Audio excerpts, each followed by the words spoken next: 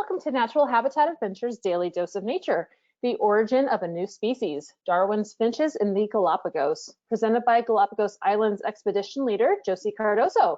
It is a pleasure to hear from you today, Josy. I'm going to hand things off to you. Thank you Kendall. Hello, everybody. Thank you again for taking the time in order to hear our daily dose of nature. Today we're going to talk about big birds, about how the Darwin finches can become new species in our lifetime. Because of the internet here in the Galapagos is very slow, and we already checked out with Kendall, we're having a little bit of a 13-14 seconds delay in the slideshows. So I'm going to turn off my camera during the presentation, and then I will turn it on again for the questions and answers part. Some of you know that I love to see each other and you see me, but okay, due to the internet conditions, we're going to turn it off. Let me try to do that somehow. Just a second. I got you, Josy. Or not. Okay, good. Thank you. Bye. Thank you. Okay, great. So we're going to start with the Galapagos finches caught in act of becoming new species. So the study of, there we go. We're going to focus in the Galapagos Islands, and as a lot of you know, Galapagos is located 1,000 kilometers away from mainland Ecuador. It belongs to Ecuador, or 600 nautical miles. As you can see on our slide, we have 13 major islands, and I want you to focus where we have red star. That red star is where everything has happened. That's Daphne Major, and that's the famous islet that the scientists Peter and Rosemary has done their research over 40 years. So the study of Darwin finches reveals that new species can develop in as little as 2 generations. That's actually amazing, and that's mind-blowing, because what we've been thinking is that in order to have new species, it has to pass millions of years.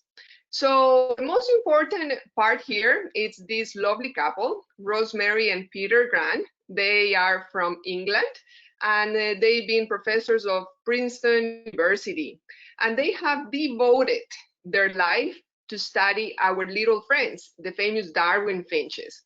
They are known for their work with these birds on Daphne Major.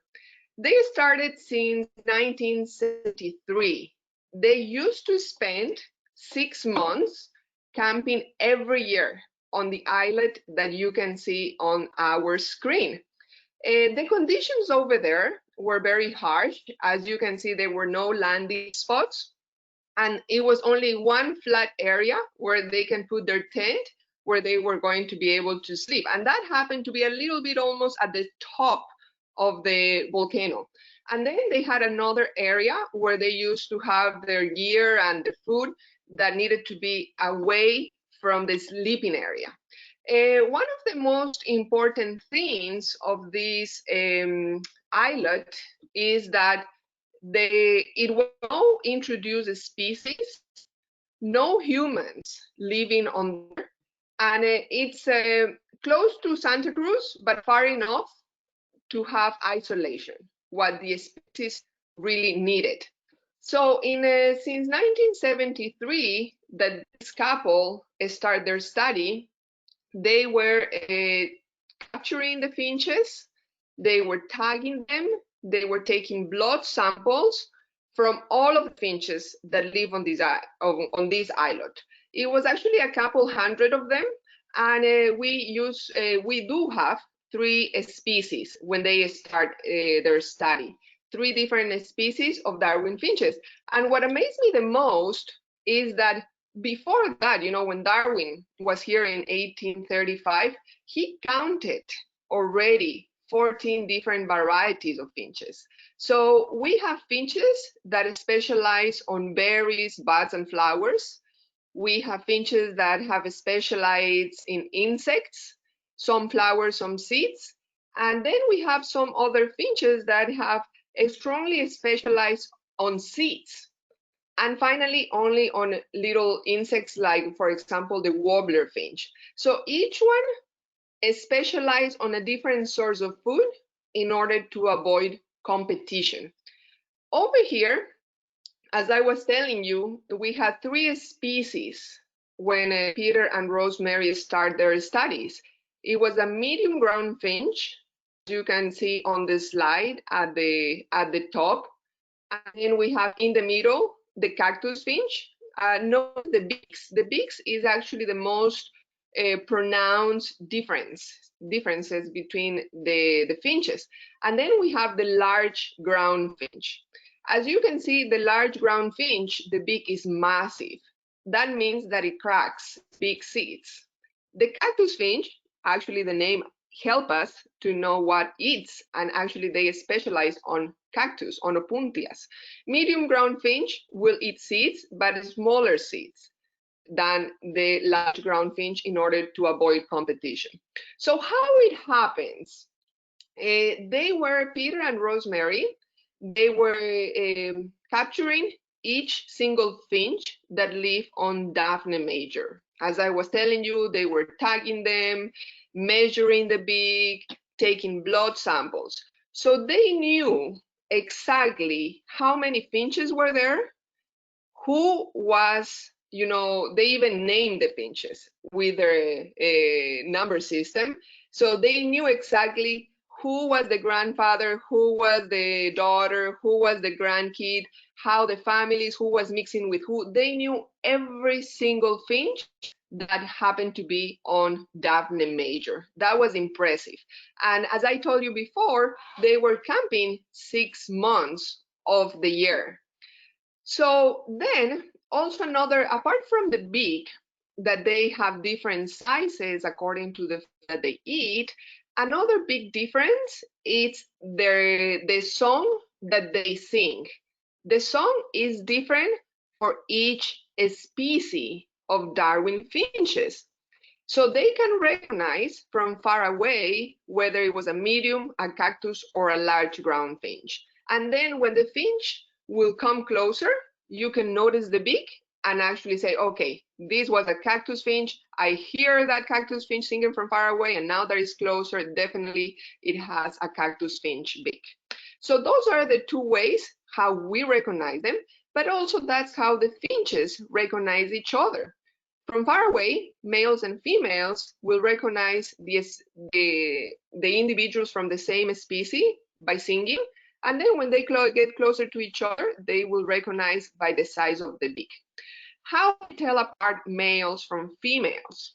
And it's very simple. In most of them, the color. Black color will be males and gray color will be females. Okay, so that's actually a sexual dimorphism on the Darwin finches. So now that we know that on Daphne Major, all of the finches were tagged, all of the finches were measured, all of the finches had blood samples taken, Peter and Rosemary went back to their country and start processing the data, right? And that has been over 40 years. Nowadays, with the technology going forward, we have 17 different species of finches, plus the famous guy that I'm going to talk about, that is Big Bird. We think the finches arrived to the Galapagos Islands about 1.5 2 million years ago. Okay, so when they arrived, they arrived maybe to one of the oldest islands, could be Espanola or San Cristobal, and then little by little they start moving to the different islands and occupying the different available niches that they are in each island. And of course, their beak changed according to the food that they specialize on eating. So here is very important if we talk about what's the definition of a species, right? And I remember when I was going to school and high school, the biology teacher would say the definition of a species has traditionally included the inability to produce fully fertile offspring from interbreeding species, right? So 2 different species, if they mate, the offsprings will not be able to reproduce. That's what we knew. Or actually, just they don't reproduce because the song is different, so they are not attracted to each other, or the beak is bigger, things like that. And that happens to the different birds or the different species that we have on our world. However, in recent years, it has become clear that some closely related species, which normally avoid breeding with each other, do indeed produce offsprings that can pass genes to the subsequent generations. And that means two different species are breeding, what we will be saying crossbreeding, and their offsprings are able to have more offsprings, okay? So if we start here, if I would be able to ask to all of you that are attending to this webinar, what do you understand for what is the definition of a species? We may not agree, and it will pass 2 or 3 hours, and each one of us will try to discuss and to set up a point on our definition of a species, right? So just to have in mind is that right now, that the original concept is not fully true. So two different species can crossbreed and have fertile offsprings. And that's actually what this study is going to show us. In 1981, we had a new finch arriving to Daphne Major. Remember that I told you that Peter and Rosemary knew every single finch? 3 different species were living in this island, and they actually knew and tracked every single one of them. But suddenly, in 81, one of their students, when they were there camping, was able to hear a different song. And they were, oh my gosh, what's going on? There is this new song that we have not heard before among our Darwin finches. And sure enough, it was another Darwin finch that flew from Espanola Island. As you can see on the map, is actually one of our oldest islands, all the way to Daphne Major. That's about 65 miles. So that's a long journey for a little bird. That bird sang a different song. It was bigger in body size, and the beak was different. So when the bird arrived, actually, they thought they were not going to be able to mate, right? Because if we keep with the concept that the two different species will not crossbreed, so this large cactus finch that flew from Espanola Island all the way to Daphne was going to die at some point, right? Because it was not going to be able to reproduce with anyone. But here's what something special and cool happened.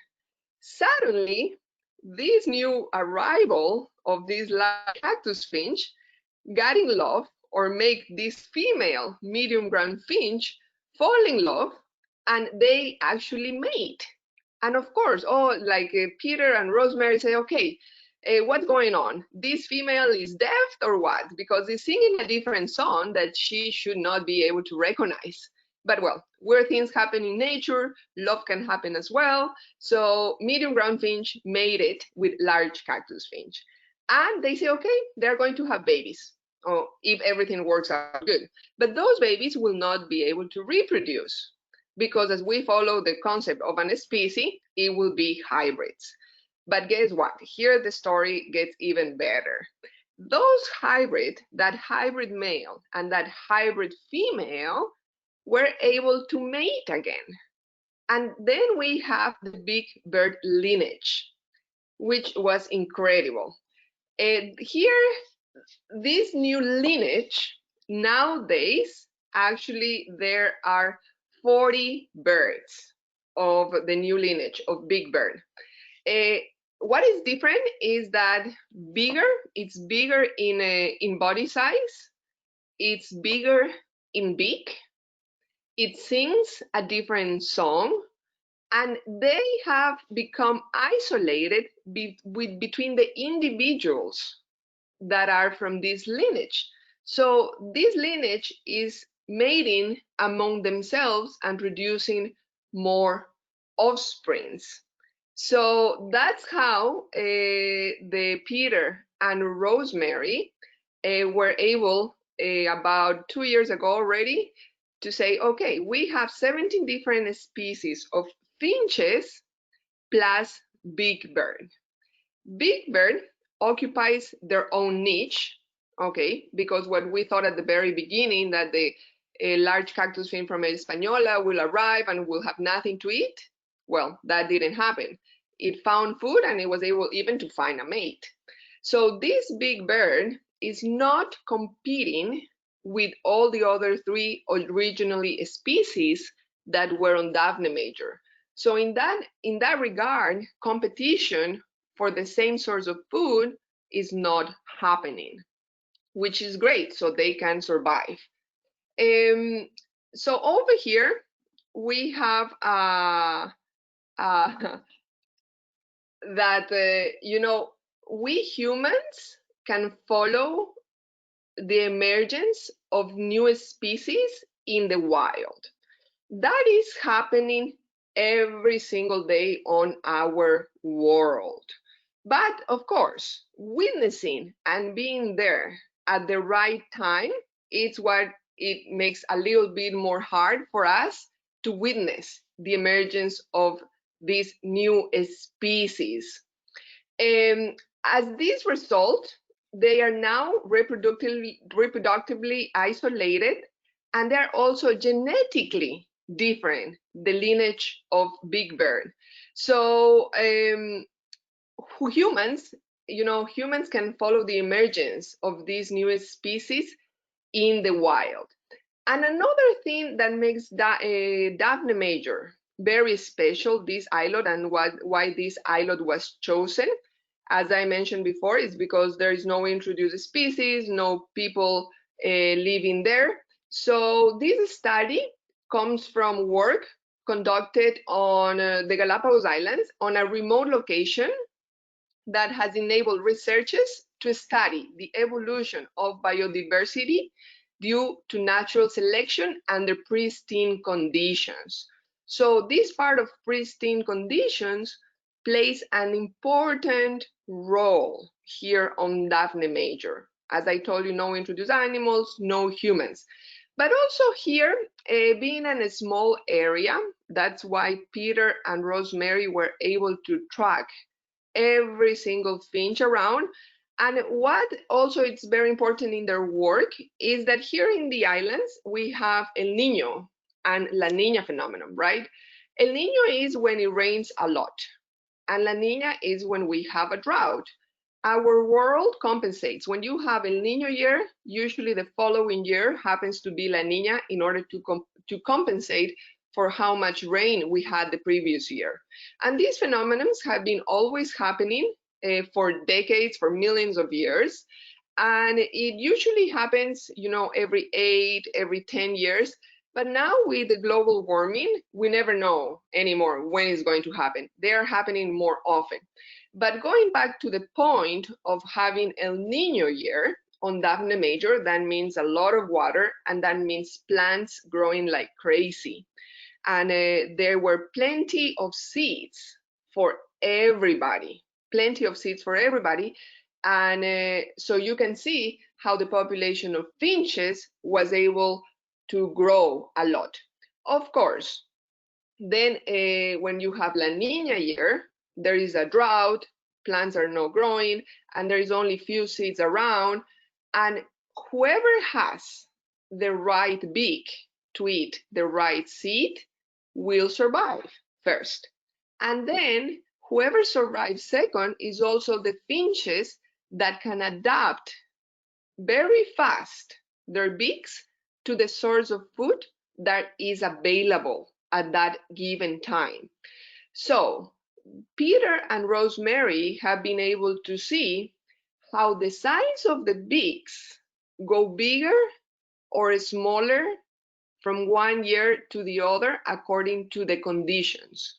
And those finches that are not able to adapt, you know, and reduce their size of beak are going to die. and they're not going to be able to mate, and they're not going to be able to pass those genes to the future generations. So that's one of the most important lessons here in Daphne Major, that you have to be able to adapt to all the changes very rapidly. Otherwise, nature is not going to give you a second chance, and you are going to be out of the game because you are going to, die of starvation, basically. So right now, after 40 years of this hard study, 2 years ago, we declared a new species of Darwin finches. So then what we were thinking, right, about, oh no, the emergence of a new species can take millions of years, we can see it on our lifetime.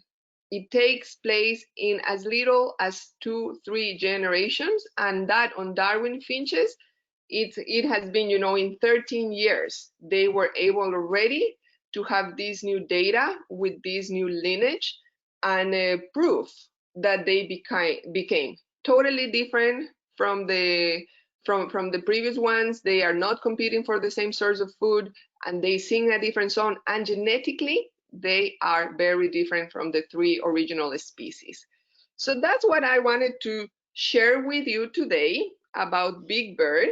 And maybe, Kendall, we can start with the questions and answers. We have enough time for that. No, we've got plenty of time for questions. Absolutely. And we have some great ones coming in. And I'd like to remind folks watching, if you have a question for Josy, you can submit those in your control panel under the questions field. Okay, first question. Where did the original finches on the island come from? Central or South America? Can you repeat it, Kendall? I didn't hear the whole question. Where did the original finches on the islands come from? How did they get there? Where did they come from? Okay, yes. The original finches flew from somewhere else, right? Outside of Galapagos. But we think they arrived to the oldest islands. Which are the oldest islands nowadays? If we follow genetically, we think the finches arrived here 1.5 to 2 million years ago. And we do have islands that have that age. Actually, Espanola is about 3 to 5 million years old, and San Cristobal is behind Espanola. So we think those birds arrived to San Cristobal or Espanola Island because those are the closer ones. If we compare, in the map, they are the closer ones to mainland. That's where they arrived. But of course, remember that there are older Galapagos Islands that they have already sunk. They are underwater and gone from our view. So other animals that need more time to adapt and change arrived to those older islands that are no longer above the surface. But Darwin finches, we think they arrived to the islands, Espanola or San Cristobal, that are the oldest ones. Okay. And the study that this, or the island that the study was taking place, how large was it? What was the size of it? Daphne Major is about a few kilometers wide. I don't know exactly in square miles. I will have to look that. But from one side to the other, it might be not even a kilometer, and from one side to the other as well. I mean, it's very small. It's a tough cone. It's compacted ashes that forms this islet. And there's been a request to bring up that breeding chart again. If you could bring that slide up again, that would be great. Which one? The breeding chart. Okay. And one? So there's a little bit of a delay. Yes, great, thank you. All right, next question. Given the small size of the island, it does not appear that there's much vegetation. So what attracted and kept the finches on the island? Exactly. The photo that I show you, it's actually when it's a regular year, right? And here in the islands, we have 2 seasons. the warm season and the cold season. And when it's rainy, that would be February, March. In the next months, the island that you were able to see, let me show you here, that one, that looks barren, it will be all green. Believe me, totally green, because all that rain will actually make all those seeds to grow and have plants growing like crazy. So at any time of the year, you still have seeds on the ground. Whether it rains or not, seeds will be available. Okay, and we have some few cactus, and cactus, we know that they don't need that much water. So that will be the food available for the cactus finches. And then when we have, of course, the drought that are the next from, well, right now we are having the dry season, but we still have a little bit of garua, that is this thin mist. It's enough to keep on going some pioneer plants. Pioneer plants are the first ones to arrive. Like, for example, we have one that is called mat plant or tequilia. That's the name, and that produces little flowers and little seeds that will be the food for some of the birds. Then we have, for example, the goat's head, or it's called tribulus. That plant, it's going to be green and with a beautiful yellow flower when it rains, but it's going to still be alive through the year when we have no rain. So definitely the finches were attracted by food. Otherwise, the animals will not be happily living there. One way or the other, we always have food available there. Now, is there a theory as to why the finches left Espanola? Actually, there is only one finch, and we have no idea why that happened. You know, it was only one single animal that flew all the way from Espanola. Maybe it was exploring, maybe got tired from their fellows there, or maybe he was not able to mate. And he just started wandering and flew all the way to Daphne Major. Okay. And could there have been more than one arrival of finches at different times, or was the arrival of the finch just a one-off event? We think it was only one event, because remember that every 6 months, during 6 months, they were camping there. And these people are, they specialize on that. So as soon as the new bird arrived, they were able to recognize the new song. It was no way to get lost around. They could hear that someone was singing differently, and that is the one that caused the new bird, big bird lineage. So it was one arrival. That doesn't mean that all through the next years or in the future years that will not happen again, right? So, but so far for the big bird lineage, it was one single arrival. And what determines that something is a new species? Okay, that you need to, if we go to there is the Ornithology Society, and you have to reach so many points in different in different aspects, whether it's genetically, whether, is the morphotype, well, in this case, the phenotype, that is all what we cannot see. You reach a certain amount of points, and that declares, or that it's considered that you can be a new species. But in our terms, right, what it determines a new species is if they're genetically different from the other. And that has been proven by doing genetic studies on the Darwin finches. And also, then they became isolated and they are mating only with themselves. Okay. And can you speak a little bit more about how the bird's beak is able to adapt to eating different seeds? And someone had a question, they just wanted some clarification. It isn't that the individual bird's beak changes, but those individuals that fit the times survive and reproduce. Is that correct? That's correct. That's totally correct. And so how the beaks adapt, right? Or how the beaks changes according to the food. And that goes, let's imagine a year that you have plenty of rain. Plenty of rain means plenty of water for the plants to grow, right? For the for the flowers to bloom, for the seeds to go back on the ground. So when it's a rainy year, you are going to have a lot of seeds of similar size, because the predominant plants that are going to be there, waiting for the water and being happy with all the water around, are going to produce a certain amount of seeds of certain size. So let's put together a medium ground finch, right, or a small ground finch, that in this case, small ground finches are not present on Daphne Major, but the beak is very different from the large ground finch. So if there is only seeds available that are small, the ones that are going to have an advantage are the small ground finches, because they're going to be able to eat and crack faster those smaller seeds. While the large ground finch is trying, is looking for the seed that it used to be able to eat, that is bigger, harder. And at the time that the Darwin finch thinks, okay, now I have to adapt to eat smaller seeds, by that time the smaller seeds are gone, because the small ground finch, it was very successful.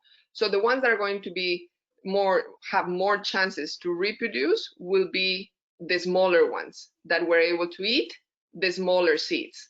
So for the next year, the number of finches that are going to have the smaller beak, okay, are going to be more in numbers, and the large ground finch is going to reduce the numbers, because the starvation is going to happen. And that's how it changes. Then you are going to see that La Nina year comes, then it's going to be favorable only for the large ground finches that have these huge seeds available, and the small ground finch is not going to be able to eat it. But how does it change, right? Because the question was, how does the beak changes? There are some finches that are curious enough and are willing to change and adapt. Okay, so there is only big seeds around. What about if I try harder to eat those big seeds, and therefore my beak, is going to adapt to crack those bigger seeds, and that's how they're going to be successful and go through that hard time, okay, of different sources of food, and they're going to reproduce. And in the genes, the favorable beaks, those genes are going to be passed to the offsprings. And if that beak needed to change and adapt to crack bigger seeds, the size of the beak is going to be slightly bigger. So those are the genes that are going to be passed to the next generations. That's how it changes. It's crazy and difficult for us to understand, but that's how in nature works. Small changes, small adaptations, it's what is going to determine whether you survive and you can reproduce and have babies, or you die.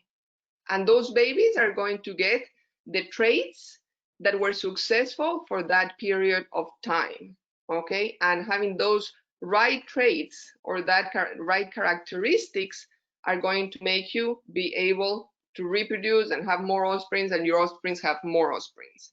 So that's how it happens on Daphne Major. So interesting. So with the big bird lineage, does that mean that there's interspecies breeding and thus possible problems with future offspring? Okay, so that's the question. With the big bird lineage, we are sure there is only about 40 individuals. So in that case, grandpa, the grandpas, mated with the kids with the grandkids. It was a whole mess going on there. And if there is going to be genetic problems in the future, so far we have not seen that, okay?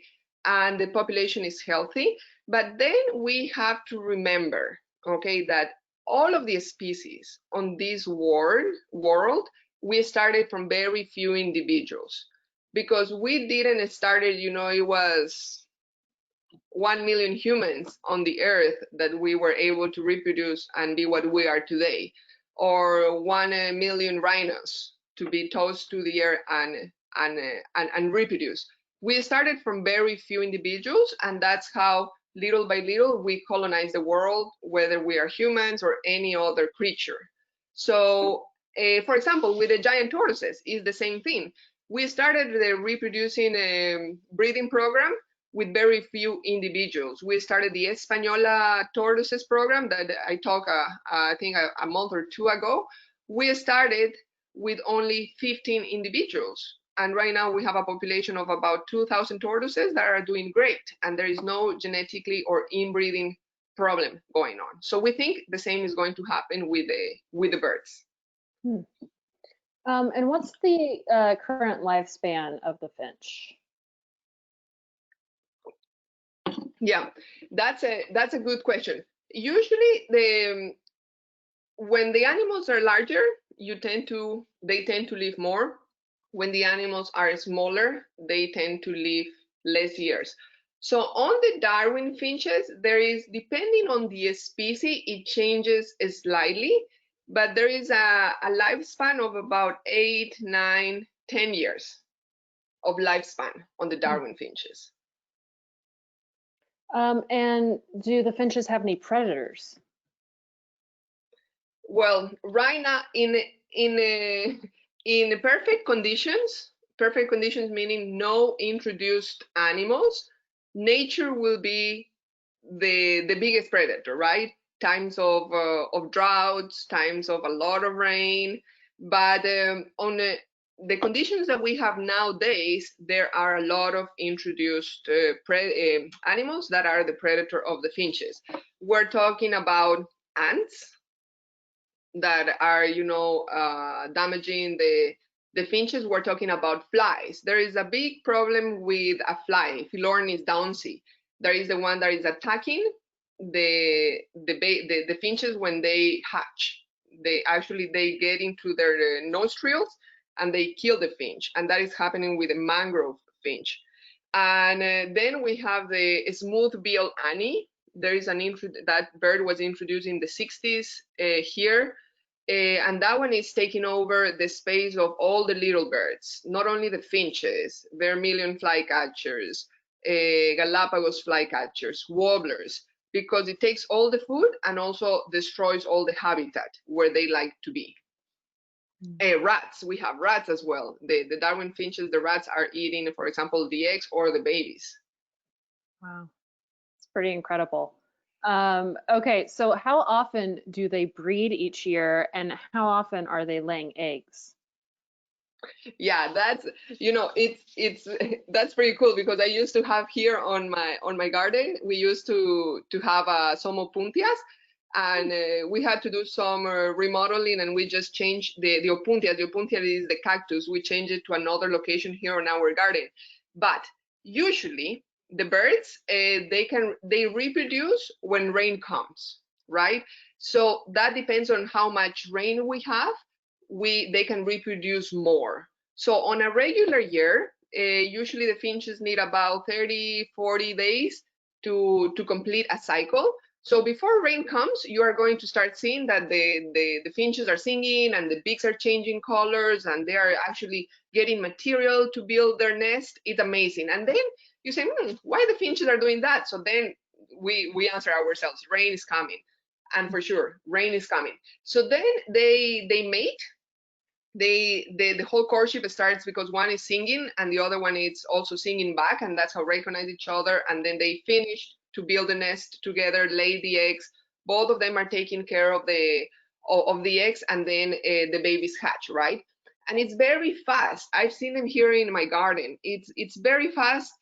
From the time that they laid eggs until the time that the baby is able to be by itself, it's no more than 30 days. That's actually how long that it takes. And if it keeps raining, they will keep reproducing, because that means more food. Like any other animal, whenever food is available, they will reproduce. And now the finches have become opportunistic. So whenever they think food is available, they reproduce. But what is interesting is that in El Nino year, there is a whole year basically of a lot of rain. They can reproduce up to 11 times. That's what we've been able to see. They keep busy, going for up to 11 times. Wow. Okay. And going back to the previous question, what efforts are being made to eradicate the introduced species that are impacting the native species? Yeah, right now we have, for example, a specific project going on Isabela Island on an area that is called Black Beach that is in order to save the mangrove finch.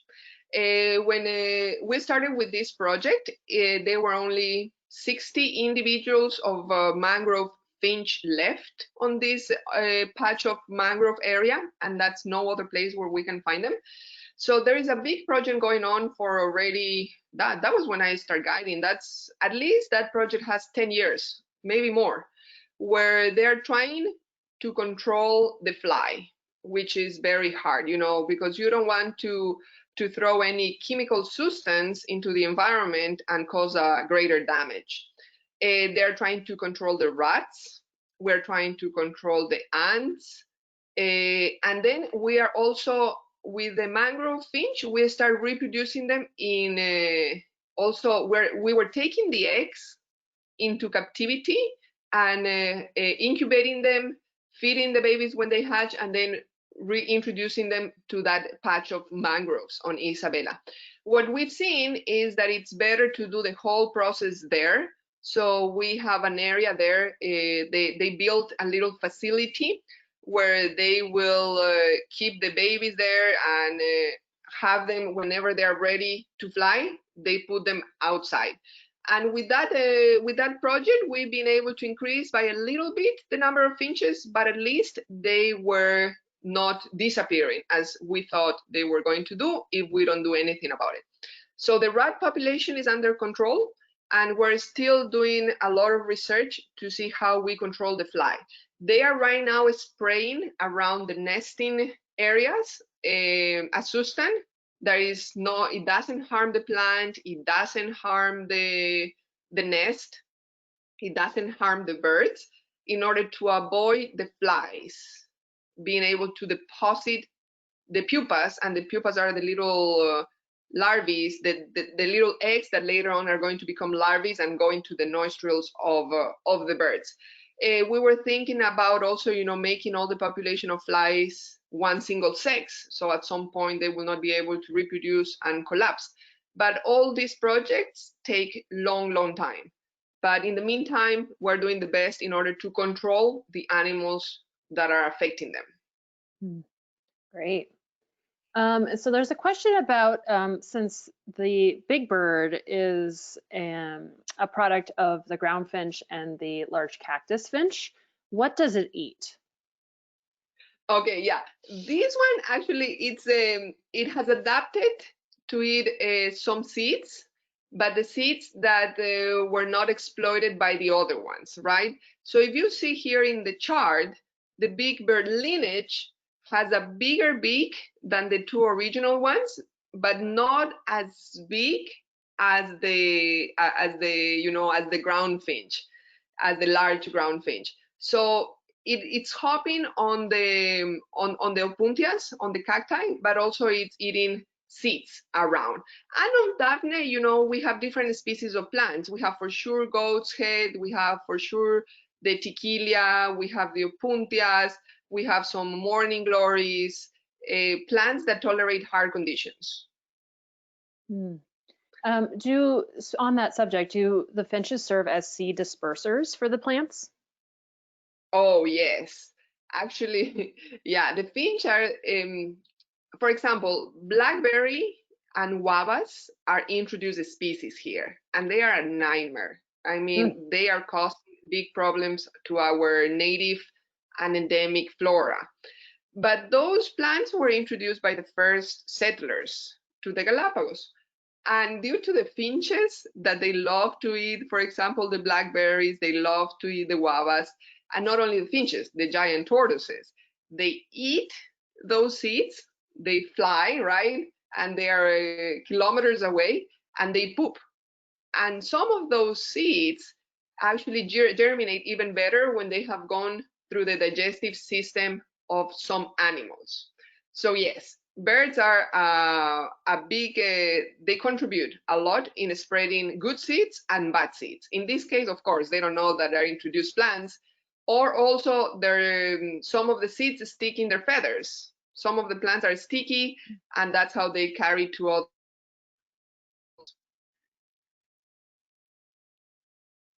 Okay. And do the different species have different ways of communicating with each other? Kendall? Uh-huh. Can you hear me, Josie?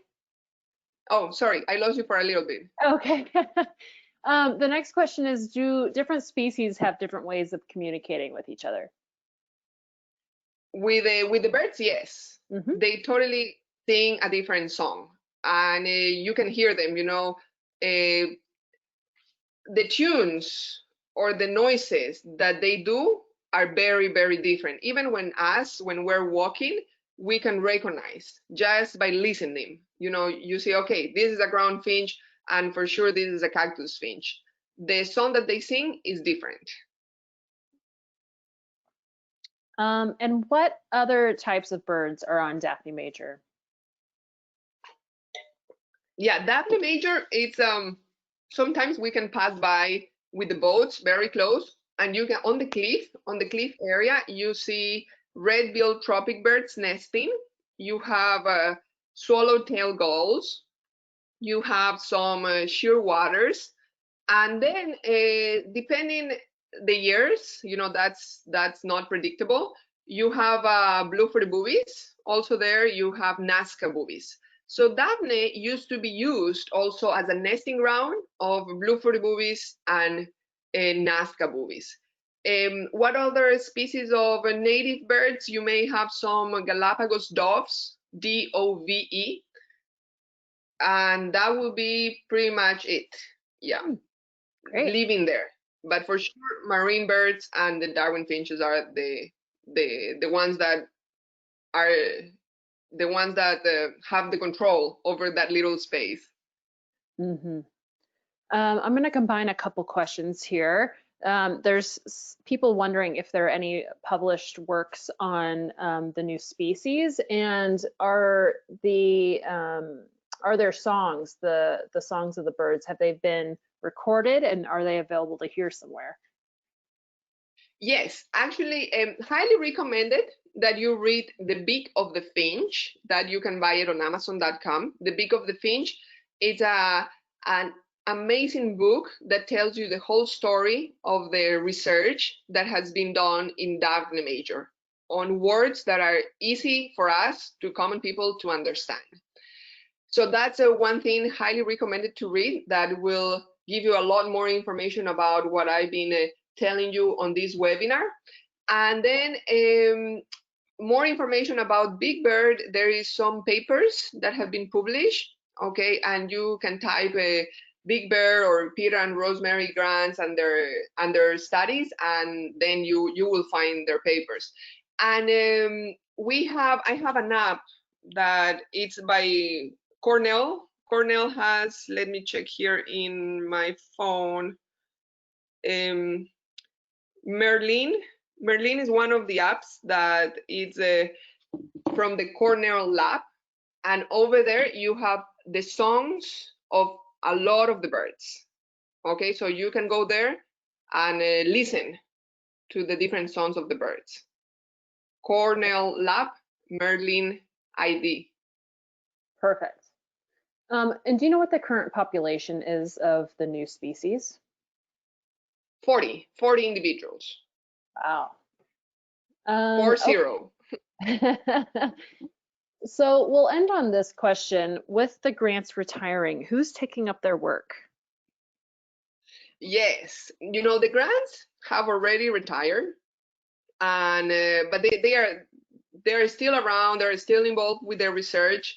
A year ago they were here. They were doing some lectures that they were amazing on the islands. And right now they have a lot of data to analyze, but a lot of data, because they thought it was going to be a study of 2 years, and then ended up, since 1973 they were camping until 2012. So imagine how much information they have there to process, and hopefully some of their students will be continuing their work. That's absolutely fascinating. Okay, well, we're going to call it there with questions, and I'd like to hand it back over to you, Josy, for some closing comments. Sure, yes. So thank you so much for the time of this almost an hour to be with us in this webinar. And for me, it's just a fascinating subject about and mind-blowing, you know, how new species can adapt and create in our lifetime, and we can witness it and be able to follow this process. So thank you so much. Thank you so much for sharing your time. I hope you are staying safe. Some of you at home, some of you already trying to do the normal life. Here in the Galapagos, it's open already for everybody to visit us. It's you know, it's a little bit slow, but yeah, everybody it's healthy here, and boats are running, hotels are open, and hopefully we'll get to see each other soon on this little corner of the paradise. Thank Thank you, you so Kendall. much. Thanks, Josie. I'm glad you're doing well, and we do hope to see you soon. It was definitely a pleasure to have you with us today, and we look forward to your presentation next Monday. And my thanks as well to everyone who tuned in today. Be sure to join us tomorrow for our next Daily Dose of Nature. We did record today's presentation, so we'll have the replay available on our website soon. And with that, I will conclude the webinar. Goodbye, everybody. Have a great week. Thank you. Bye-bye.